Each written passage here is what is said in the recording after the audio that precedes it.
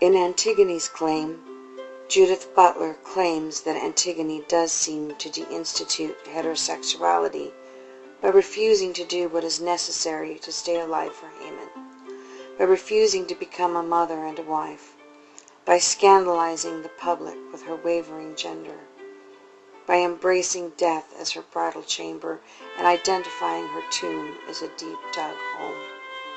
Perhaps Antigone is determined to bury Polynices in order to reject her role as a wife and mother.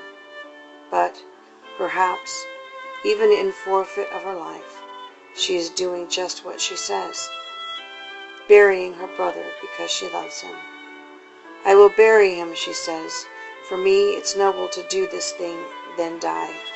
With loving ties to him, I'll lie with him who is tied by love to me." When my father died this summer, my mother, sisters, and I hovered over his body, kissing him and crying. We arranged the details of his burial. Our brother and our husbands withdrew, seemingly unable to show their grief in public.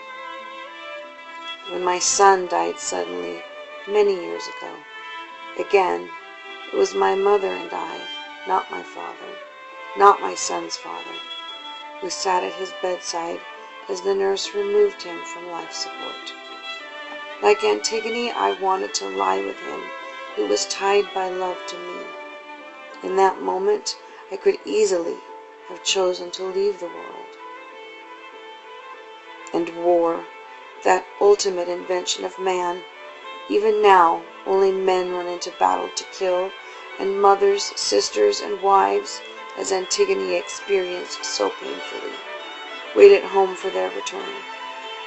When my husband went to Iraq, I stayed at home, waking every morning, hardly breathing.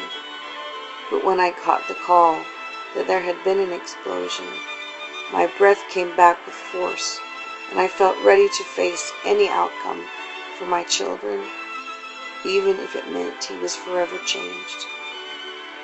When my oldest son left for Afghanistan, I hardly breathed, waking or sleeping. In fact, I hardly breathed at all. Yet when the call came that his helicopter had gone down, again I felt ready for whatever I would have to do. He lived, but his friend did not. When I look at my son, I often think of his mother and how she had to bury hers. Is it so extraordinary that Antigone felt determined to bury her brother? Perhaps Ismene is the extraordinary one, refusing to take part. Here is what I think is extraordinary, truly remarkable, that we still have to face war and the deaths of our sons and husbands. Still women grieve and they fight for the chance to bury their loved ones. Yet even now it is sometimes impossible. Antigone is only exceptional in her desire to honor her dead brother under penalty of death. However, once our loved ones are dead, it is only human to feel that our own lives have lost meaning. Our comfort is to honor them. We have to bury them. We must.